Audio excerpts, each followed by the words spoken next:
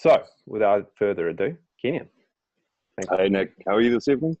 Very good. Well, I hope I make it through. As I mentioned to you just before, the house next door to me is being torn down. So if it sounds like there's crashing and banging and earthquakes and stuff, don't worry. Well, I'm just hopeful that my kids are asleep. Yeah, So, you've got less to worry about than me. But so everybody, thanks for joining us. So the webinar tonight is we're speaking with Kenyon Clarke. He's the developer, the head developer of the Val Property Group. We're here to learn from him a bit about his philosophy, his background, where he's come to get to the point where he's taking on this project in South Auckland. I want to learn a bit about why South Auckland, because up until this property cycle hasn't traditionally been the place where large-scale development has gone on. And it's more typically been in North Shore and Takapuna or big commercial hubs. So that's going to be really interesting to hear. And we'll get into the property itself and how it's been designed for the area and why it's suitable for the area. And then we'll have some questions and talk about anything that pops into your guys' head. So feel free to pop any questions into chat at any time. We'll try and answer them as we go through. Do have a bit of an agenda set up here, so I'll turn that on and then start handing it over to you, Kenyon, but just give me a second so I can get this working. Share screen. Share screen. And look at that, we've gone straight to your website. So why don't we start there? okay, so just a little bit about me. I started, well, you can probably tell by my accent that I grew up in the UK. Mum's a New Zealander, Dad's a POM for his sins, and I went to school. Well, I managed to get expelled from some of the very best schools in the UK, and found my way to New Zealand, and followed Mum after my parents divorced, and you know, as many young men do, you wonder what you're going to do with your life. And I remember I actually got a job as a 17, 18-year-old in a cheese factory in just outside of Tokoroa. And I was standing on the edge of a brine bath for a 9-hour shift, watching cheeses come down. And my job for the whole of that 9 hours was, if the cheese came down the wrong way, was to straighten it. And I swiftly realized that my future wasn't in cheese, and and then went to university and started a business management degree, and ended up becoming fairly disenchanted with that after about 3 months. And for most of my life, I've had people who have told me that I lack discipline, and certainly teachers and the like. And I took off back to the UK and enrolled in the Royal Marines, and I got accepted for their program. And before I was about to start my basic training, I flew back to New Zealand to tidy up affairs over here. And my mother, being the very smart woman that she is, never told me, "Son, you can't do this." She said to me, "I'll tell you what, why don't we walk around some of the estate agencies, real estate agencies in this country, and see if you can get a job." And at the time, I didn't realize that all you needed to get a job in real estate was a pulse and a car. And so I, at the age of 18, You qualified. Yeah, I qualified, and you know, and I'd obviously found my niche, and Yeah. you know, within 2 years, I was the top salesperson for the Ray White network throughout New Zealand, Australia, and Southeast Asia. And it swiftly became apparent to me that I wasn't really suited to working with home buyers. I'm a fairly impatient person, and I spent the greater portion of my career working with investors and learning from them, and then representing developers who were selling residential lots or were selling apartments. And on the side, I started just first of all as an investor, and then decided that I would build my own investment. And the first time I nearly went broke, at the age of 21, was when I quit real estate. And I quit real estate on a really great income, and figured that I'd be able to live on my rental income. And so I think you know, at the time I was making about $400,000 a year, which was, you know, quite a lot of money back then. And then my rental Still a lot of income, money now, Kenyon. okay,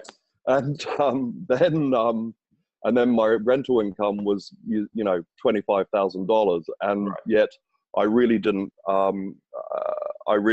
trim my lifestyle, and I still had all my credit cards.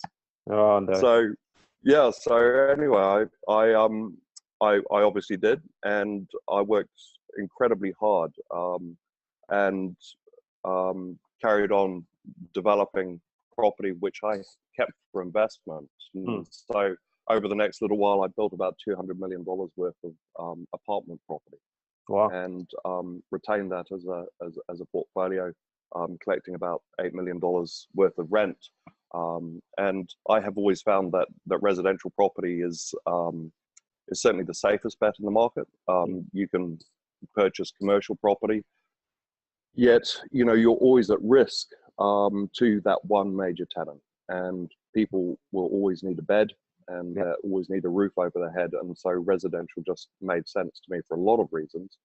And coming from the UK with that background, I also felt that the rental market in New Zealand was really undervalued, and that the greatest opportunity for growth was through owning assets where the rental would increase over time. And so that was really where I started. And by the time I was 26, 27, I was one of New Zealand's, if not New Zealand's largest private landlord and private residential landlord. And I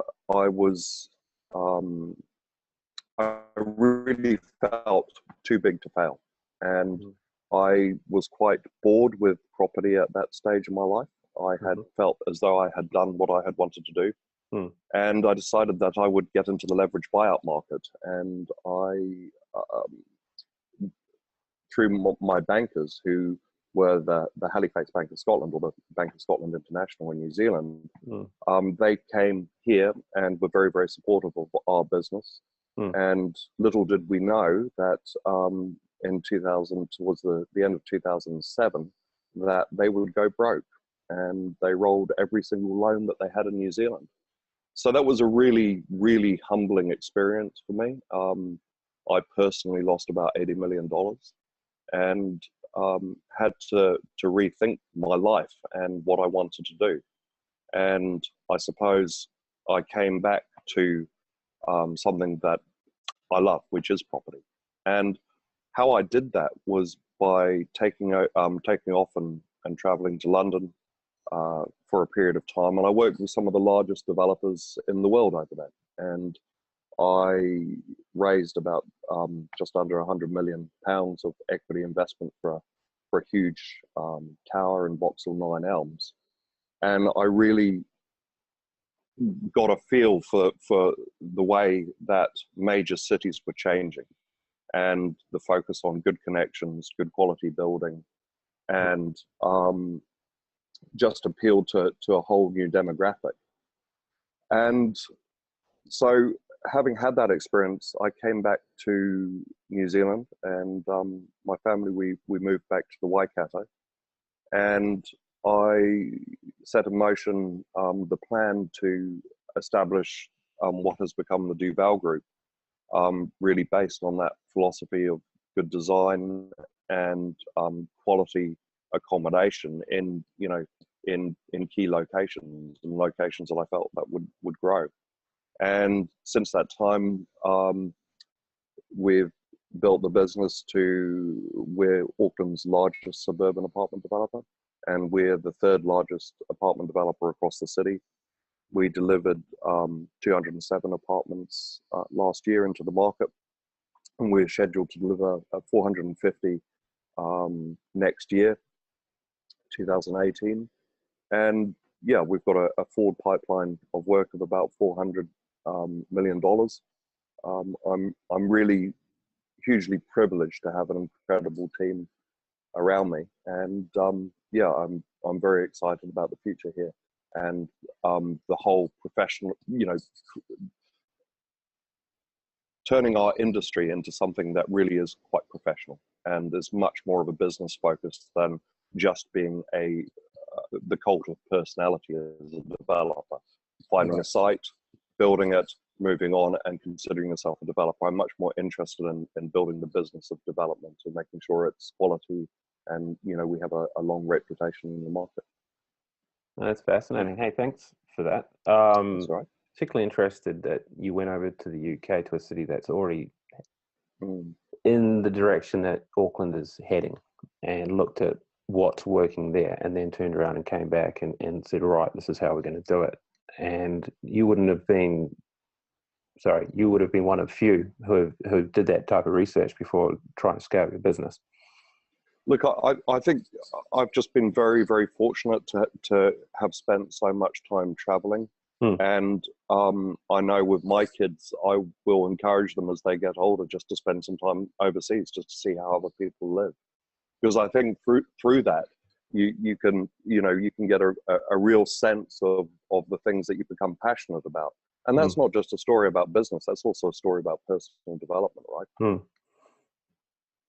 I totally agree. I'm calling you, I didn't even tell you this, Kenyon, I'm in Tokyo, Japan right now. Oh, fantastic. Sorry guys, just sprung that on you. I was going to mention it yesterday, but I forgot. No, you make me what's the skiing like now? It's fantastic. Yeah, no, it's world class up here. And I know Maxine's on this call, and she's an absolute ski. So we might have to go for some races one time.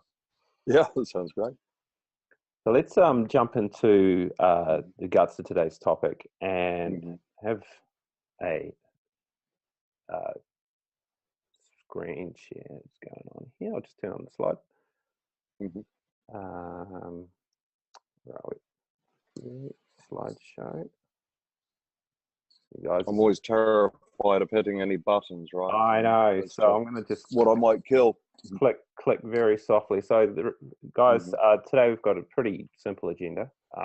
First was to introduce Kenyon, and we've done that very well. We're going to talk a little bit about what's happening in Auckland as a whole, and then we're gradually going to shrink in on the area and talk about the property itself, just to give this some structure. So let's start out with Auckland and what you see happening in the Auckland housing market. I'm really interested to hear this from a developer's perspective, because to be honest, I'm sick of reading the Herald about. Oh, look, I'm really not interested in what's going to happen over the next 2 years. I'm much more interested in long-term fundamentals. And I think if you're an investor with a 2-year horizon, well, either you've got a terminal disease or you don't have the right psychology to be an investor. And the key thing for me is population-driven housing. And if you look at that in a global context, and you look at Sydney, Hong Kong, London, they all have more in common with Auckland than Wellington or Christchurch has in common with Auckland. And from the research that we've done, which has been considerable, we believe that we are setting ourselves up for the next boom of the Auckland housing market. Now, we know that there's going to be peaks and troughs within that. Yet we've had such a massive undersupply of housing for such a huge period of time, and then we've seen massive growth in a very short period of time. Yet the number of consents that are coming through just haven't possibly been able to keep up with it. And now, as we're seeing fewer and fewer developers able to secure financing for apartment projects, that there's a lot less capital in the system. So over the next 5 years, we're going to actually fall woefully short. And that is going to mean, unfortunately, that there are more and more people in Auckland who are sleeping in their cars over winter. And it is going to become a massive national crisis. So from our perspective, purely from an economic rather than a humanitarian point of view, we certainly believe that South Auckland is the place to be. So interesting. I've got a few questions just popped into my head. Yeah. So the first one would be, even with the number of consents coming through, the funding issues that developers are facing now. So you could get permission to build and then you still can't build. So a consent for 100-unit development does not mean that 18 months from now, 100-unit development is going to come along at all, does it? Look, absolutely not. So there was a site represented to me today in Newmarket, and that is a it's a consented site for 90 apartments, and the developer's not proceeding with that. And that's that without doubt, obviously, that's not explicitly expressed from the sales agents. Those are financing issues. And so we're going to see more and more developers pulling back from the market while there are liquidity issues. And that means that it's only going to compound the problem further. And we're in the very fortunate position that we have a very strong balance sheet ourselves. And so from that perspective, we're able to fund our projects with a large amount of our own capital. And that's really what we've chosen to do all the way through. Last year, we sold $45 million worth of our completed property. We made sure that we put the cash on our balance sheet from that, and we've been able to continue, developing great projects. And the banks, of course, provide support. The bank still provides support for experienced and knowledgeable developers, but their support is at a much lower level than it would have been before. And the easiest way for me to explain that is to explain it like the LVR rules that have been imposed on investors by the Reserve Bank, which is where once a bank would have provided a developer 80% of the cost of a project. And so if it's a $100 million project, they would have provided $80 million, and you needed to write a check for $20 million to get the project moving. Now we're at a stage where the banks are around 60%. So you would have got a check for 60 million, and you'd need to write out a check for 40. So it has become a very capital intensive business development, and we saw it coming, and we knew it, and we had a move to cash. And from our perspective, we're in a very good position where our smaller competitors aren't. I've just got some population stats up on the screen. So another 800,000 people are due to show up in the next 28 years. Look, that from insane. my point. Well, from my point of view, and I think let's make that this is Statistics New Zealand, and can you head back to that slide? Yeah, I'm trying. I'm sorry, I'm not as good as. There we go. No. Sorry, no, the other slide. So with the numbers. Thank you. But no, just the one before. Okay. Perfect. So what we're seeing at the moment is we had 127,000 people arrive in New Zealand last year. Okay. Now 60% of those people stay in Auckland, and the majority of them come to South Auckland.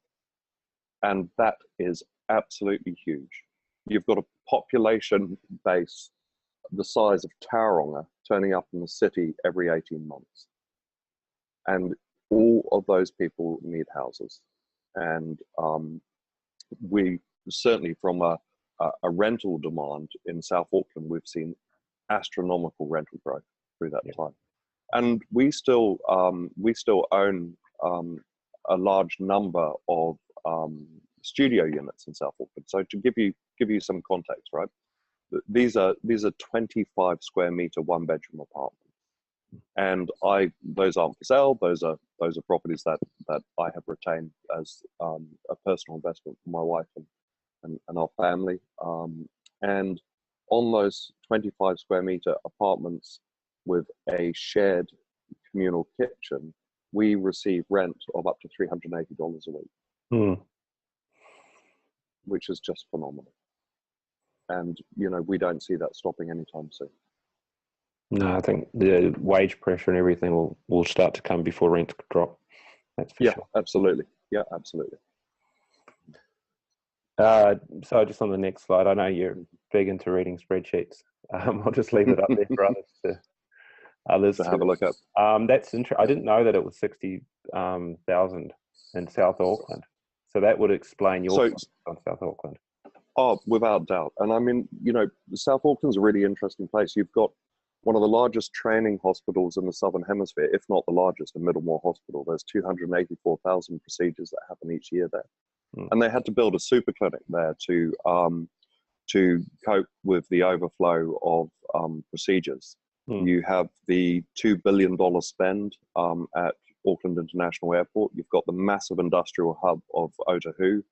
And you have got Manukau, which was a city that was planned in the 1960s. And it really is a city in its own right. And is going to continue to grow as a major hub and a major connection to the rest of Auckland. Let's get into South Auckland because this is one of the more common, I guess, doubts that will pop into people's heads because areas get a label attached to them. South Auckland is once were Warriors territory, all of it, without question. Yeah, I've spent. Well, so's Rotorua, right? Rotorua. I mean, and there's some, and most 99% of Rotorua is really, really nice. Yeah. So, I mean, the point of this is, and I've got good friends who invest very heavily in South Auckland, have done very, very well. And by buying up around train stations and growing commercial areas, etc. And the town, South Auckland now, and South Auckland, what it's going to be 10 years from now, is not what South Auckland was in 1992. Yeah.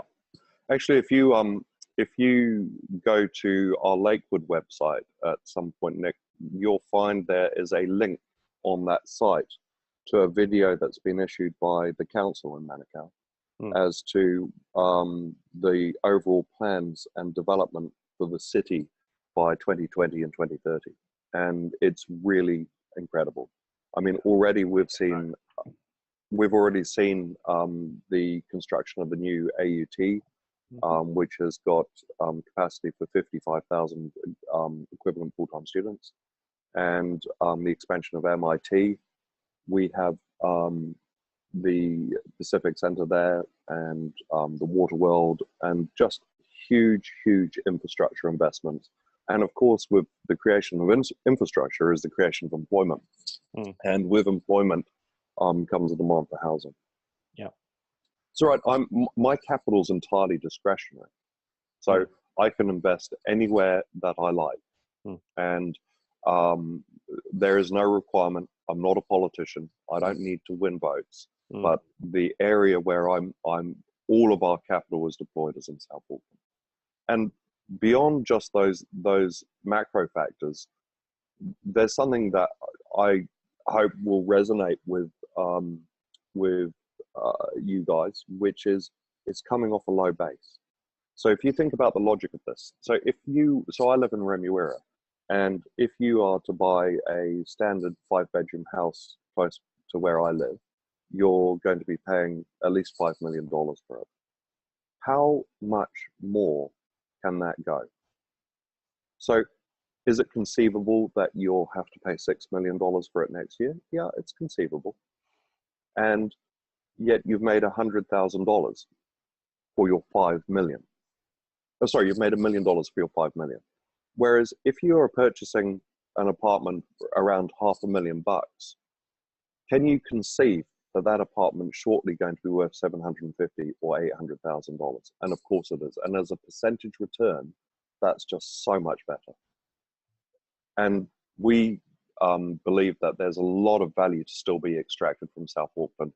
It's come from such a low base that that as affordability becomes more and more of an issue, that the people who are investing in those more affordable areas are going to do very, very well. And let's talk a bit about Mangere and the reason for this particular site. What Yeah. appealed to you about Mangere, and why, out of, you know, South Auckland itself has got lots of options for some great stuff happening there. Why did you go here? Well, it's 5 minutes from Mangere Bridge, where you've got sales of regular 3-bedroom houses in excess to $1 million. So it really is the Ponsonby of the South. It's a really, really vibrant, beautiful town centre if you guys get the chance to go through it. This particular site is actually in Favona, and that's a great location, being so close to the motorway, being so close to Auckland International Airport, and the industrial subdivision of Otahu, and it's just perfectly located as a prime commuter belt. And that's really a key component of our entire strategy. So you'll notice every single development that we've led has been situated on on sites with great connection links. Yeah, that features pretty highly in the material that you've put out. And the other one that we haven't talked about yet is the proposed light rail connection out to the airport. Yeah, absolutely. I mean, infrastructure is going to be something that's is going to be a continuing issue for the whole of New Zealand, but especially in Auckland.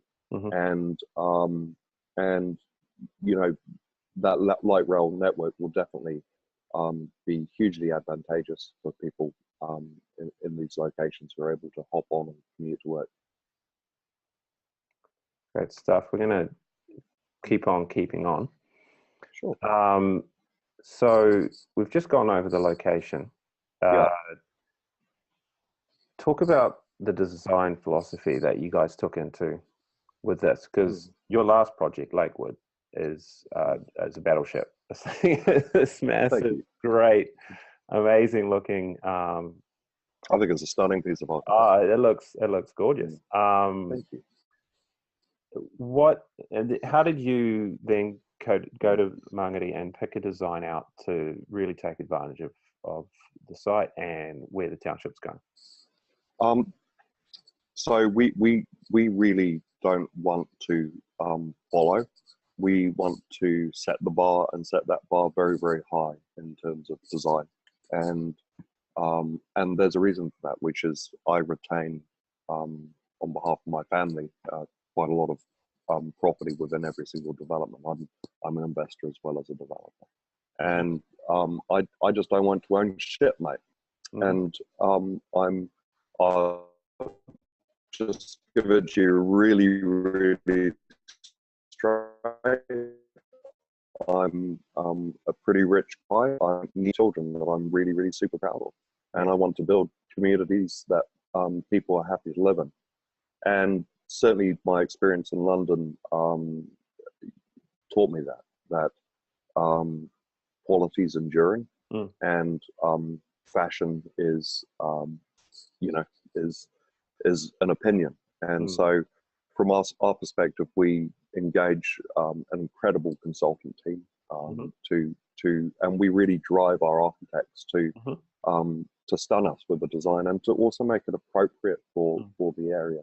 So that's definitely our design philosophy, is to raise the bar every time. Let's get a bit specific then and talk about the people involved. So, Sure. Downey Construction. So most people on this call won't be experienced new build apartment investors, so they probably don't know the folks involved and why this matters. So, Downey Construction. Okay. Downey Construction is one of the larger builders, commercial builders in. Hang on a sec, mate. Something's just cropped up that says my internet connection is unstable. Can you hear me still? We can. It's a little bit wobbly, but that's all right. Okay. So one of the larger head contractors in the central, throughout the central North Island. Yeah. And I've known Jeff for 20 years, and he's a good guy. Built a lot of property for Fonterra, Red Bull, Hyundai, Wingers Motor Group, and Jeff and I have partnered on this project, and we know every single sprue that's going to go into it. And that's really, really important to me. And we, our material selection, our quality of our fittings, everything is there to be as enduring as it possibly can. And being a builder developer has huge advantages. And yeah, in terms of longevity, value engineering, good design. And so that's Downey Construction. Archimedia, the project architects, I've worked with them for years and years. Steve King is the director of Archimedia, and he's the lead architect on this particular project. Yeah. And hopefully that CGI that you have right at the beginning of this presentation, which I understand you've only just received today. My hands on it today. There we go. I think that that fairly represents what we're looking to achieve here, which is quality, affordable, well-priced accommodation that's still beautiful in its own right. I really like that it's not too in your face as a big development. It still looks quite discreet and private. Well, I think that's the key with suburban development. So good urban design is about making sure that you don't overpower your environment, and that it's appropriate and it's got a real human scale to it. And that's what we want. We want to create a community that people love living in. Yeah. And if you think there's going to be likely 200 people on that site. So you're building, I grew up in a village in the UK of 140 people, right? And that's, when I tell people I come from, I grew up in England, they often think, oh, well, you must have come from London or Bristol, or Birmingham, or somewhere like that.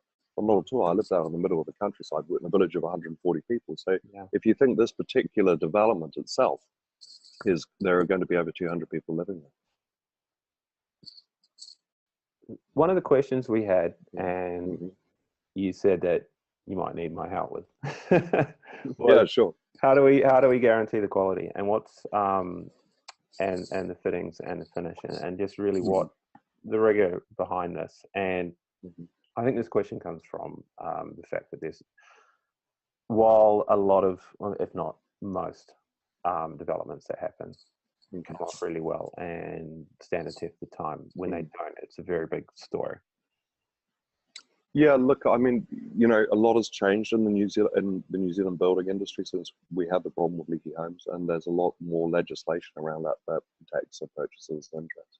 Yeah. And the whole Construction Contracts Act was completely reworked as a consequence of this, and the Building Act was completely reworked as a consequence of this. And today, we're able to offer the guarantees and the warranties that have previously been substantially worth nothing. And so every subcontractor that you engage has to agree to that standard. Every supplier that you engage and supplies product has to agree that their product can't fail. And it's a key component of that is making sure that we only work with reputable suppliers who have had a track record of delivery that's really, really great. And I mean, the key thing in that as well is also, if you look at the contractor, they've been around for 22 years. So in terms of that, you don't get to survive in business for that period of time without doing what you say you're going to do. I'd imagine it's one strike and you're out. Oh, you're gone. Absolutely. Yeah. And I mean, for essentially, a 40 or a $50 million project, it would just be, which isn't a massive project for us. It would just be incomprehensible that you wouldn't stand by your product. And that is, just for folks on the call, backed up by the law. So these properties have a 10-year guarantee, and it's the same as your master builders, certified builders you'd get if you were to go and buy a site and put a house on it. As well as that, as you come out of development, there's rectification periods, and then there's warranties of parts and finishes. And we'll be able to go through this with you once we get into the contract stage. And as well, I mean, not just speaking to that, Nick, I mean, we offer all of our buyers an orientation.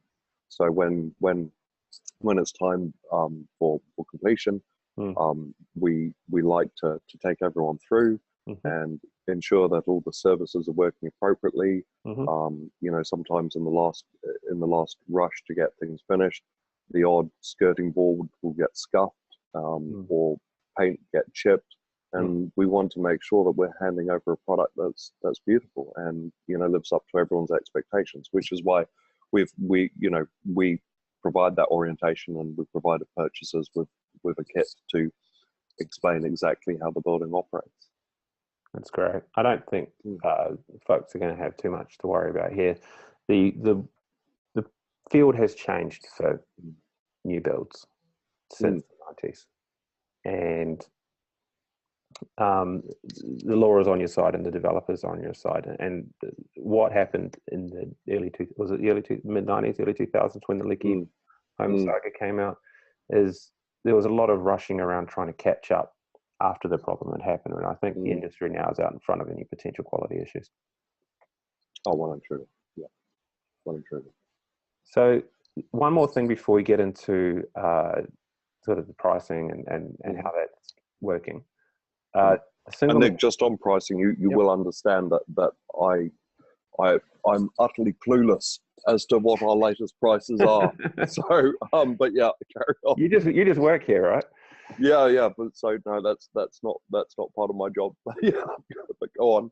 No worries. Well, we won't talk about that too much, and I won't hold you to anything. Well, that's good. We'll get over to number 4 on our list. So, single property manager on site. Yeah. Why is this important? Just as to what I was discussing before, which is it's a community.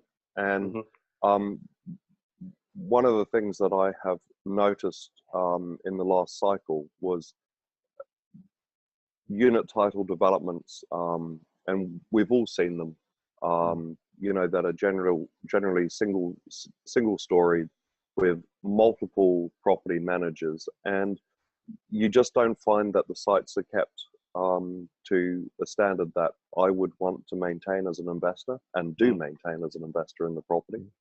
And if you have a one real estate firm renting a property at one price and another real estate firm representing another property, which is to all intents and purposes exactly the same property, yet they're less diligent in their work, and they're happy to accept a $20 discount on the rent, you're driving completely the wrong behavior. You're creating a rental auction situation, and it means that performance is just not there. So we've learned from our experiences, and we recommend that there's a single manager on the site, ideally in a community where there are going to be over 200 people living there.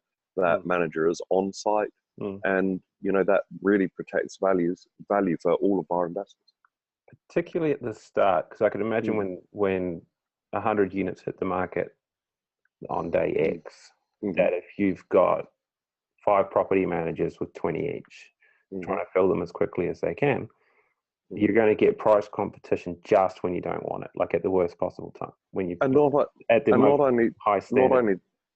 And not only that, you're going to find that the quality of your tenants isn't as thoroughly vetted, and there isn't necessarily the consistency of that process. And to give you an understanding of just how hot this rental market is, I opened 99 apartments on May Road at the end of last year, and 99 of them were full within 6 weeks. Wow. Which is just phenomenal.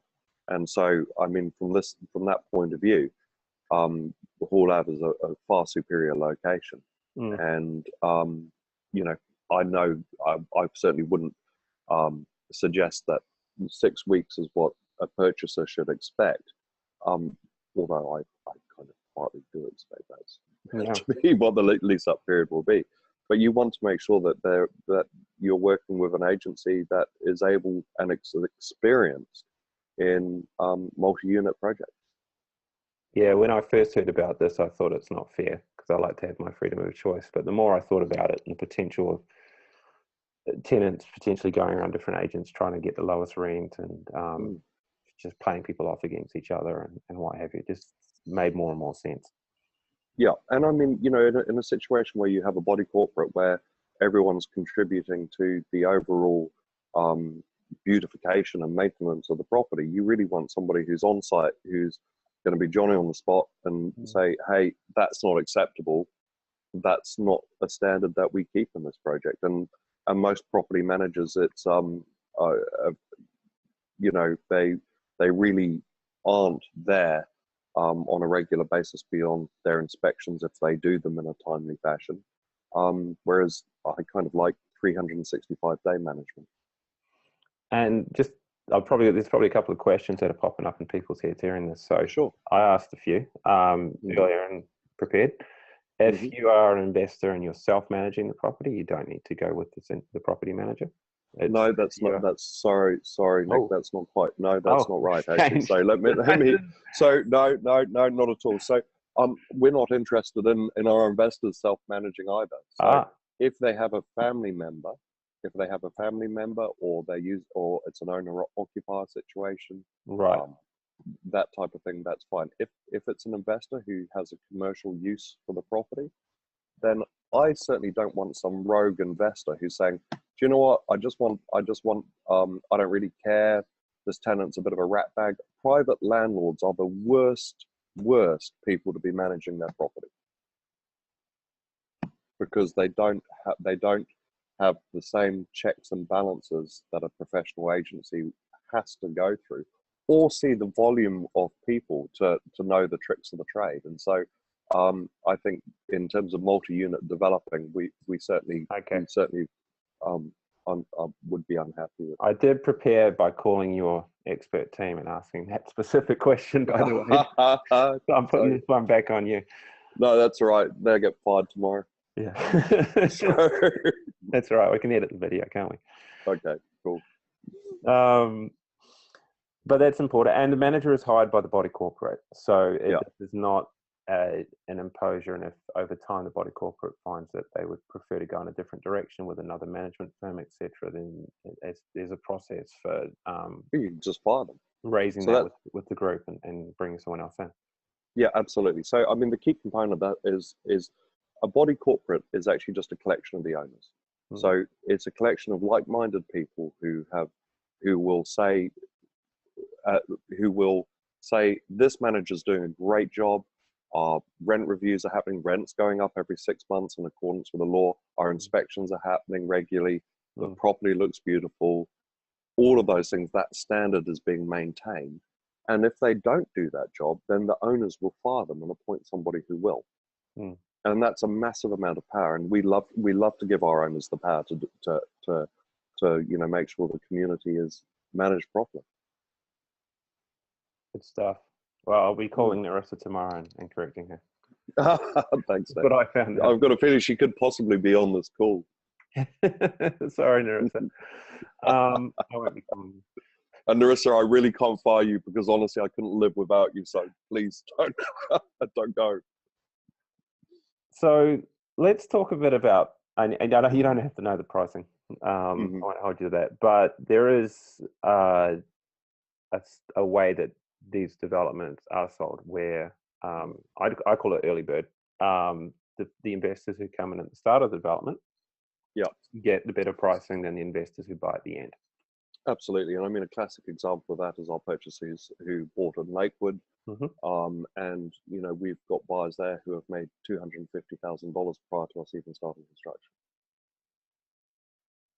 And this is not a Kenyon Clark special. Every developer that we've worked with has done this. It's because you, as a firm, require a certain amount of pre-sales to begin construction.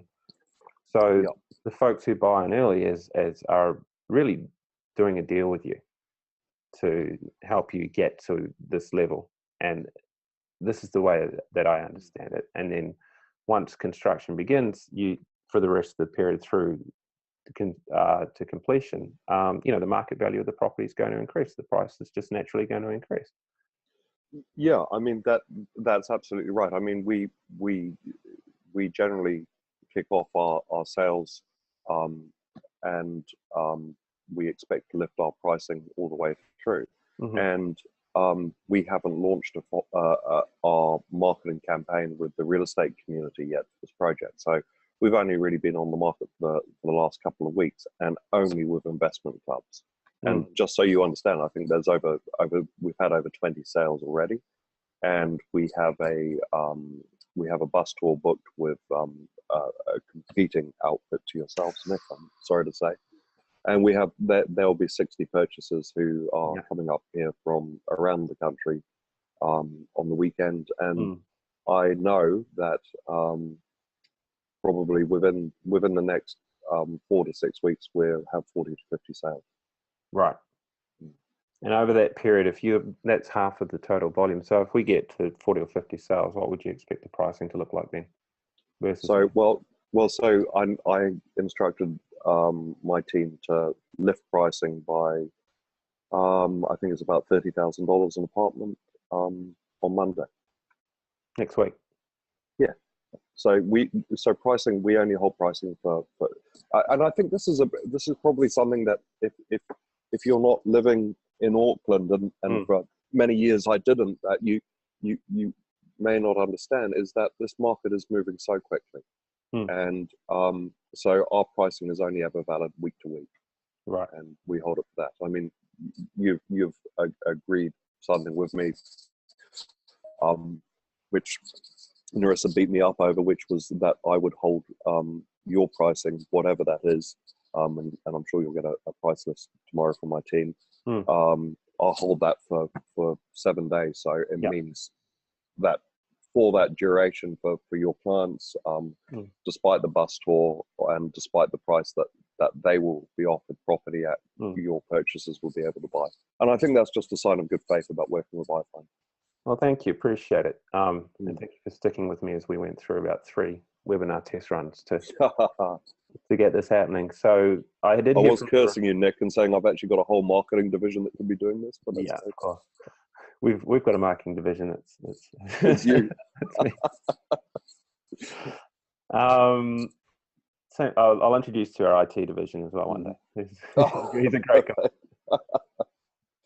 So we do have some pricing. I'll send an update out to everybody on this call afterwards. And I have got a promise that any expressions of interest that we receive by Friday will be held through to mid next week.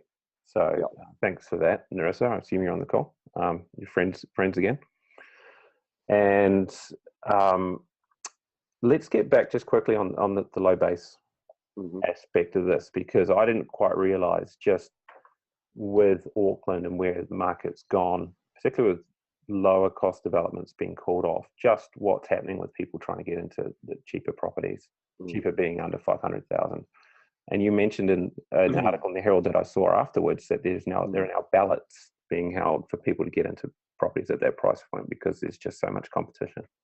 Yeah, so I mean anything that's below 500,000 is affordable, and the 1-bedroom apartments that a competing developer I know quite well, he's created a ballot system because of demand is so huge for this particular for property at that price. And so from our perspective, we our pricing is there as an introduction. The real estate community will take it forward beyond your involvement and the involvement of Positive Real Estate.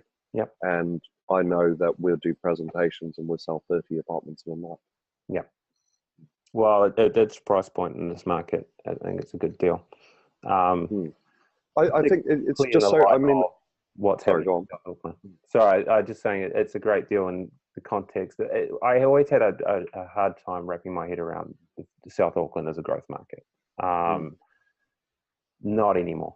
So, and I think that this is the investors are now starting to realise that a nice 4-bedroom home in South Auckland doesn't cost $450,000 anymore. It costs 600 or 700. No, it doesn't. Nowhere near it. It costs about $975,000. Okay. Yeah. So the average sale price of a apartment in Mangere is about 650,000. That's an apartment. The average price of a home in Mangere is a whisker short of 900,000, and the overall price of housing, 3-bedroom standard stock housing in South Auckland is just astronomical.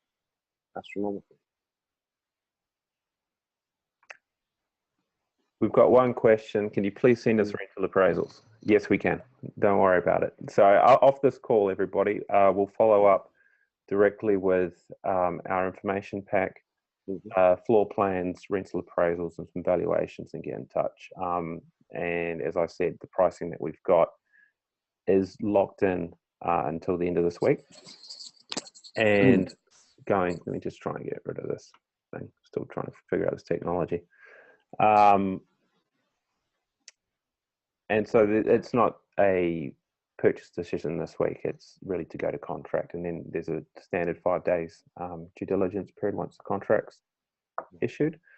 So if you assume normal time lag, it really gives you guys about 7 to 10 working days to work through your process. So any other questions? We're going to open up the floor. I mean, from our perspective as well, we really like to meet our buyers. So feel free to come up, make a time, and come on, stop by the office and have a look at whatever else we built. Yeah, for sure. Maxine has got our team, and they'll be more than happy to book in a visit. Okay, that would be great. So just Q&A time, team. I'm happy to take any questions about the project or life in general, or developing. Very happy to answer anything. And is this where we gaze into each other's eyes, Nick? I'm not sure awkward silence, or how this works. Have you got anything to drink? Yeah, I'm afraid of my cup of tea finished some time ago. Oh, should have.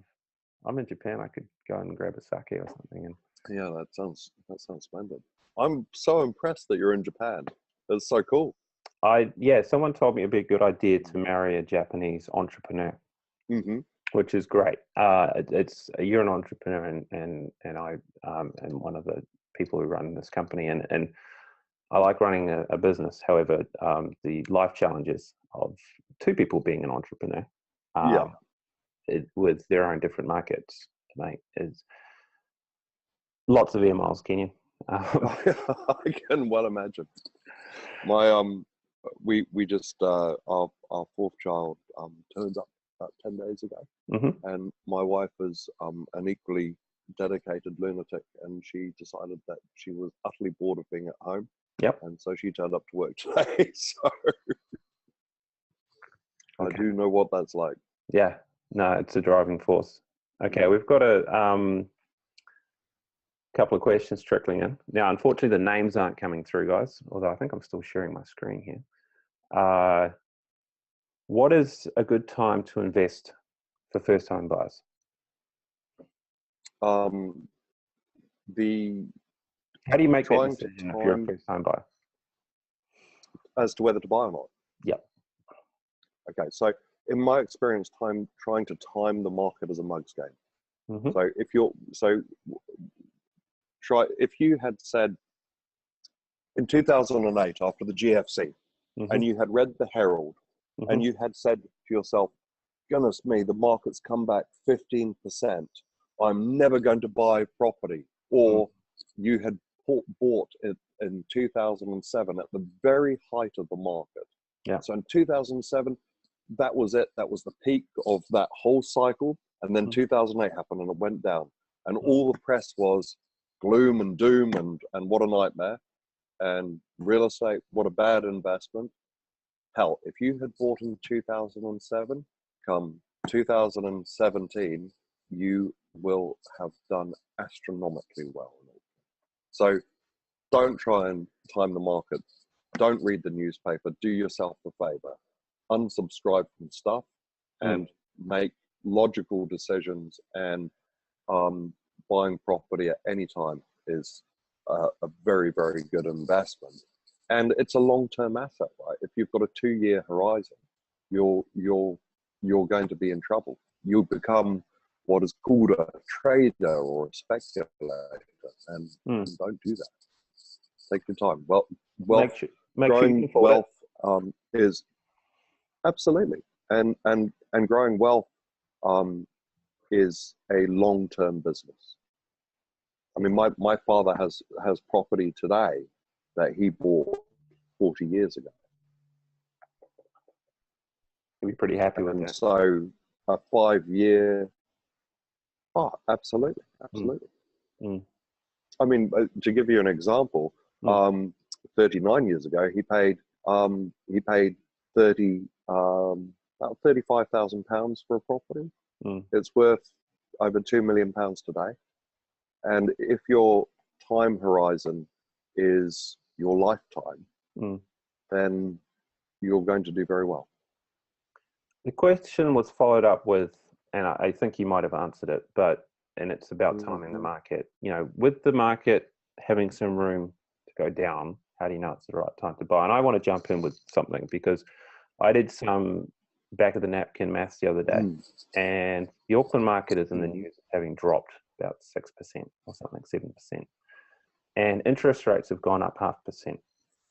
And the interesting thing with that is that house affordability has gotten a little bit worse because the interest rates have gone up. So for everybody who's sitting there saying, well, glad I didn't buy 3 months ago or 4 months ago, if you bought 4 months ago, you would have locked in 5 years interest at 4.75. Now you're locking. Would have done it. Yeah. Now you're locking in. And you would have also. Sorry? Yeah, and you would have also locked in your capital gain. Yeah. And from that perspective, when you're buying something that's off the plans, you're buying it, you're essentially leveraging your deposit, yet you're getting a capital gain over the entire value of your property. So in terms of the people who purchased at Lakewood, they took $50,000 and they made an additional $250,000 on that 50. Now that's just a huge, huge gain.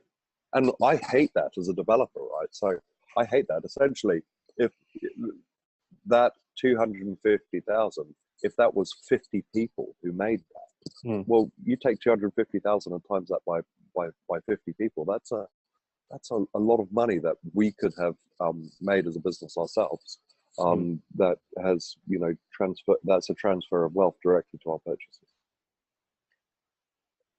I have another question. I don't quite understand it, but I'm going to read it out. Maybe as you said, your project will go up in price by 30,000. Will a buyer have the benefit of that against their purchase? I think that's is the pricing likely to go up, and this is probably a reflection of some more recent high-profile news where development costs have gone up.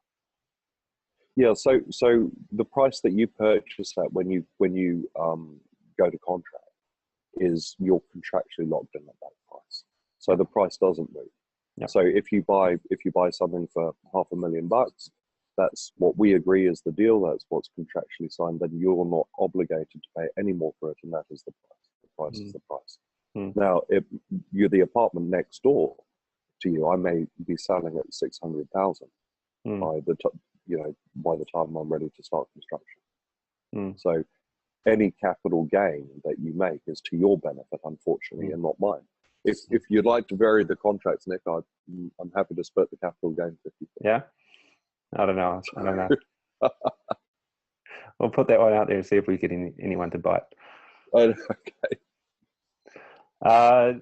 Now, I asked Ken Height this the other day, but it's been in the news where development has sold down and people have bought in at a certain price point, 450,000, 500,000, and then at some point the developer has said no, need more money, even though it was locked in. How have you managed to protect against this? Because you've done Lakewood at the same time without this. We that's one of the huge advantages about being a builder developer. We know how much something's going to cost. Right. And for inexperienced developers who are not aware of escalation, which is actually a technical term, during the construction period, and they haven't made appropriate allowances for it, then it means that they may come to having a nasty surprise when they appoint a builder. And at that stage, because it's so eroded a developer's profitability, that no bank would be willing to lend on it. So the developer has a couple of choices then. He's got a whole lot of contracts at a price that don't make sense. And he can go back to his purchasers and say, hey guys, this is the gig. Do you want to increase what you're paying for your apartment, or would you like to cancel the contract? And then all of the purchasers are able to make a commercial decision. And the ones who have chosen to accept that can obviously see that whatever they've agreed to as an increase is only a very small proportion of the capital gain that they will have experienced. So, and the one thing that I can guarantee, though, Nick, is that we will never do that. Yeah, Ken said that you're part of the fact that you raise your prices up as well throughout the development, just as the value increases and you get through, has a double hedge, and that it protects your margins, and that reassures the bank. Yeah, absolutely. So I mean, if you think that we're going to lift all prices by 30,000 next week, and you take that, say, over 70 apartments, that's an increase of 2.1 million. And then I'll increase them again by another 20,000. And so that will probably be for 50 apartments. The remaining ones are 50. And so you can see how it goes. So so from that point of view, we're always protecting our profitability to ensure that the project's able to be delivered. And it protects everyone's capital gain. So the investment groups like yourselves will always do better than somebody who walks off the street, because you're able to collectively negotiate with me. Another question, very quickly. Sure. When is Lakewood construction going to start, Kenyon? Demo is going to kick off in April. Yep. So we're just end of April, and then we'll be into our regular drawdown process with our lender on that, and 18-month build time. And then you're away. Nice work. Yeah, I'm pretty happy about that. Oh, you would be. Body corporate. Now, this is a detail one. Do you know the body corporate fees? Yes, we do. I believe they're about $1,500. So that's like cheap. It is. So Lakewood's about $4,500 per year. So this is substantially. And just on that, I may have actually got that wrong. It may be $2,500. So hang on a second. We can check. Because I'm pretty sure that's in my collateral. And I can remember I have that. A body corporate fee. How much have you got? Oh, hang on. Because you'll have the right number. I don't know. I thought you could self-manage though, so I'm a bit worried. Oh no, the body corporate doesn't include property. Isn't a property management fee. Body corporate budget. It's $2,500. Right, one bedroom, and $3,000 for a two. Can you float down? Yeah, okay. That's including GST. Yeah. So $2,500. So about half the price of Lakewood. Yes, and I'd imagine a big part of that is that it's a 3-level property. Yeah. Once you start adding lifts, you get into the higher upkeep costs. But this is everybody, the body corporate budget and all other projections, including the furniture pack, etc., will be sent through later on for you to have a look at. Okay. Any other questions, guys?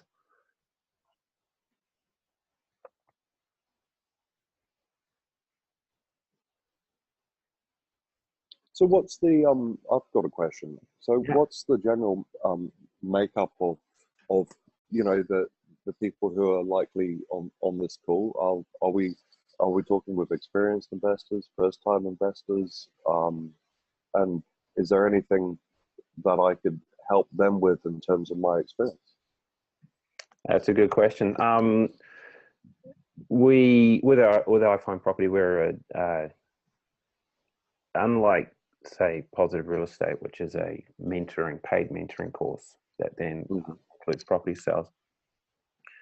We are an investment-focused real estate agency, and we welcome all comers.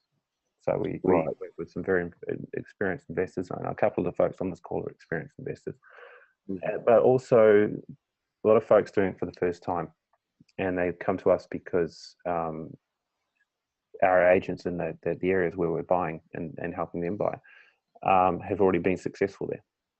So they get to buy through the lens and through the critical thinking of the local agent. But so guys, just that's an invite to pose any investment question, even if it's about how do you get into property development or some lessons learned or anything like that you normally wouldn't get a chance to ask someone who's this busy. A couple more have popped in. Car parking. Now, I believe there's one per unit. There is indeed, which is very unusual. Yeah. Car parks are 100 grand a pop now in the centre of the city, aren't they? At least. So they're 80,000 a pop in Manukau. Are there any disability facilities or apartments that are suitable for folks who have some sort of physical impairment? We certainly have disabled car parking, and I'm more than happy to make every a unit accessible. I'd be delighted to do that. So the internet quality wasn't so good on that, but his answer was that the car parking, there's disabled car parking there, and if there is any extra special requirement, be more than happy to talk with you and work it through. Absolutely. What's that? So I'm getting beeps and flashes on the. Okay. Oh, a couple of extra questions. I've got Q&A and I've also got webinar chat. Sorry, I missed you guys here. Visitor parking. Why haven't you allowed visitors parking? We have allowed visitor parking. I think there are about 4 or 5 car parks there. Yeah. And the reality of the situation is that whilst every owner has a car park along the unit, there will be a huge number of tenants who won't have cars and who will use public transport. And that's, if you're living in suburban New Zealand, that's just something you won't experience. But in this location, you absolutely will. So just around the corner, May Road, for the 99 apartments that I just opened last year, we only have about 30, or between 30 and 40 car parks. It's not as many as 40, it's not as few as 30. Right. And we're 100% occupied. So the spillover, even though we do have dedicated visitor car parking, I think it's only about 4 car parks. But in practical terms, there will always be car parks available. Empty spaces. And I've got a question about Mangere. Just the demographic of Mangere, and is it a safe area? All parts of big cities can be scary. And I certainly wouldn't want to be walking around down K Road or Queen Street too late at night, and it's the same with Mangere. And it's certainly in the location in Favona where this is, it's certainly, to me, is a good location. It's only 5 minutes from Mangere Bridge. The population is a lot more multicultural in South Auckland than in Remuera, where you find a lot of white folk. And you've got a large Indian population, a large Asian population, and a large Pacifica population. I think that Auckland and South Auckland is developing so fast that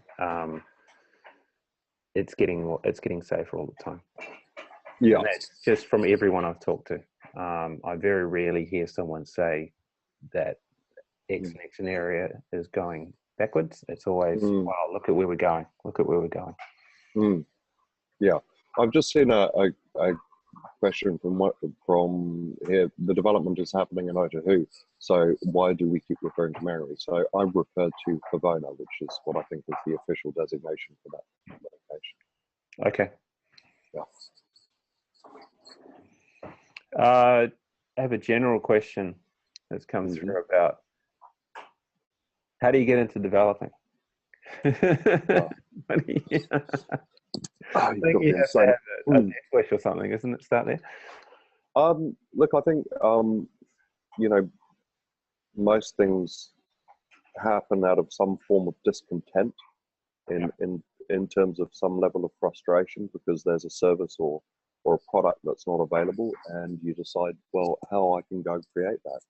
And so how I would advise someone to get into development is very different from probably how I got into development. So from that perspective, my advice to somebody who was looking to get into it to begin with would be to look at a simple subdivision of land, probably look at a minor dwelling at the back, and assemble a team around you, because you need to find a very, very good consultant team, and whether that's a town planner, whether that's a site engineer, whatever it might be, you need to develop that, and that's where I'd start. So start small, build out your team of people. Yeah, absolutely, and walk before you can run a little bit. Yeah, not and you and really understand what your costs are. Really, really, drill into your cost structure and exactly, and I mean, everything above the ground is able to be priced, is able to be known. Make sure that you build sufficient contingencies into your project to deal with the things that can't possibly be known by anyone.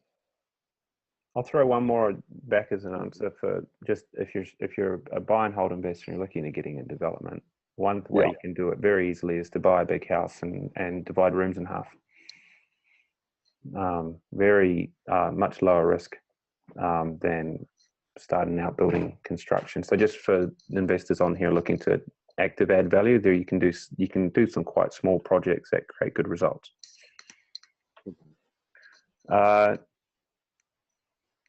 Another general life question. This is great. I'm 25. I want to work in the property field and also plan to be a long-term investor. Should I study a Bachelor of Property? That's I don't know.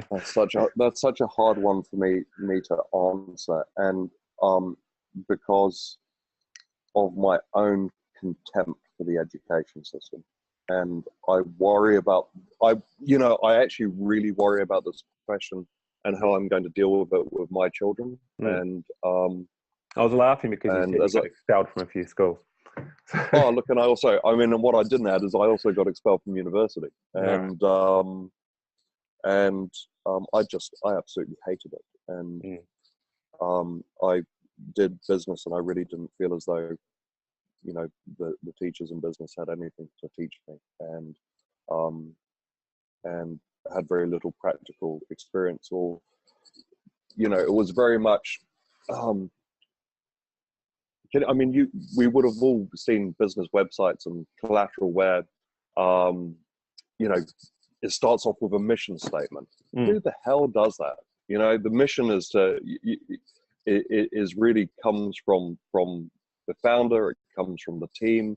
It's about engagement and just getting on with the job. And I found so much of a formal education actually just got in the way of that. And for someone who has employed many thousands of people and currently employs a couple of hundred people, I have fired as a higher proportion more people with MBAs than virtually anyone else. And that's a very interesting statistic to me. And I think if you want to learn about property investing, then get some practical experience. There are some great groups, including Positive Real Estate, who can provide some practical advice in terms of that. And attend a lot of open homes, ask a lot of questions, and spend time with people who are investing already and talk to them. And there are property investor association meetings that you can join and you can learn about it. In terms of getting a formal education to study property, you won't find an education that will teach you how to do my job. You will find a education that will give you the qualification to become a registered valuer or a quantity surveyor. And if you are specifically involved in the construction industry, then I would totally recommend that you got qualified as a QS. I mean, that's a great qualification to have as a practical qualification. And I suppose just as a human being, I'm probably more supportive of people, you know, getting qualified in an area, doing stuff they want to do, right?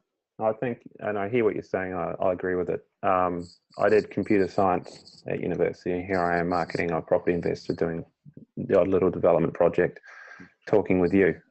There's no degree that teaches me to do my job, and most of the other people in our team didn't learn what they did at school. They had skills and they got into property, and some skills transferred to property well, and other stuff they just had to go and learn. But to summarize your answer, if you go to a Bachelor of Property or one of those qualifications, I'll teach you a specific skill so you can get a job in that industry, much the same way that getting into nursing or going to med school will make you a doctor. It won't make you a successful long-term investor. I think that's got to come from you getting out there and just getting stuck in. Yeah, that's right. And taking massive action in general. I mean, there was an earlier question to like, when's a good time? And the answer to that is, it's a good time now. It's always a good time now. Whatever it is that you want to do in life, if you think you get it, when's a good time? It's good. Yeah, get started. Why wait? My internet connection is unstable. You're right. Nick, I'm sorry to lose you. Yeah, no, I think you're dropping off. So we might wrap it up pretty soon, actually. Are there any last minute questions while Kenyon's internet is still hanging on? Okay. Other than that, so next steps, guys, you'll be hearing from us. Otherwise, I think in the background on my screen that I'm still sharing, you can see info@ifindproperty.co.nz. Shoot an email to this address and let us know, and we'll be in touch really quickly. I'll be following up with more details, materials. Our analytics, we've run a lot of projections based on rental appraisals, historical capital growth rates, future rental growth rates, interest rates, etc. So to help you sort of evaluate this as an investment. And we look forward to hearing from everyone very soon. And Kenyon, thank you for your time. Wow, that was great. I've had a couple of pop-ups. There was one question. You've had a couple more questions pop up. Oh no, I've had one saying, "Don't wait to buy property. Buy property and wait." So agreeing with us. Absolutely, yeah, totally. I like that. I will use that next time if you don't mind. I'm going to steal it. You can only use it when you're with us, though. You can't use it with any of those other agents. Fantastic. Well, I hope this has been useful for everyone. It's my first webinar, and it wasn't too traumatic, Nick. So thank you, buddy. Well, we got there in the end. So thanks, Kenyon, and everybody. We'll sign off now and talk to you. Good night. Good night. All right.